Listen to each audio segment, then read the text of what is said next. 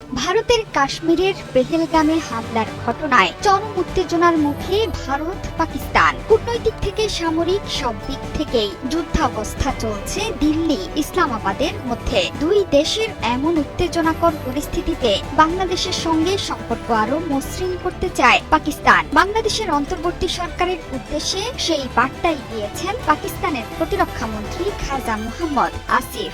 সাম্প্রতিক সময়ে বাংলাদেশের সাথে ভারতের সম্পর্কেরও টানাপোড়েন চলছে। সরকার বদলের পর পাকিস্তানের সাথে ঢাকার সম্পর্ক উষ্ণ হয়েছে। ভারতের সাথে পাকিস্তানের চলমান টানাপোড়েনে বাংলাদেশের সাথে সম্পর্ক আরো জোরদার করতে চাইছে ইসলামাবাদ। অর্থাৎ ভারত পাকিস্তানের কূটনৈতিক সম্পর্কের অবনতি এবং উদ্ভূত উত্তেজনার পরিস্থিতিতে বাংলাদেশের সঙ্গে সম্পর্ককে আরো দৃঢ় করার বার্তা দিলেন আসিফ।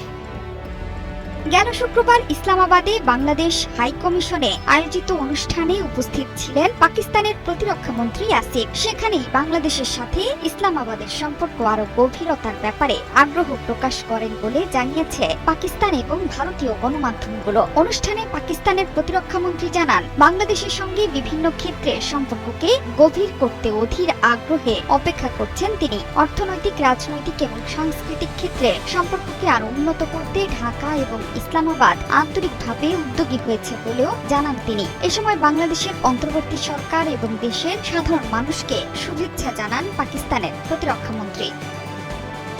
তিনি মনে করেন ঢাকার সঙ্গে সম্পর্ককে ইসলামাবাদ অত্যন্ত গুরুত্বপূর্ণ বলে মনে করে। কদিন আগেই ঢাকায় বাংলাদেশ এবং পাকিস্তানের বিদেশ সচিব পর্যায়ের বৈঠক হয়েছে। প্রায় ১.৫ দশক পর বিদেশ সচিব পর্যায়ে এমন বৈঠক অনুষ্ঠিত হয়েছে। শুধু তাই নয়, ২ দিনের সফরে সোমবার ঢাকায় আসার কথা ছিল পাকিস্তানের উপপ্রধানমন্ত্রী ও বিদেশ মন্ত্রী ইসাক দারের। তবে পেহেলগামের ঘটনায় সেই সফর পিছিয়ে দেওয়া হয়েছে। এরপরে ইসলামাবাদে বাংলাদেশ নিয়ে এমন মন্তব্য করলেন পাক প্রতিরক্ষা মন্ত্রী।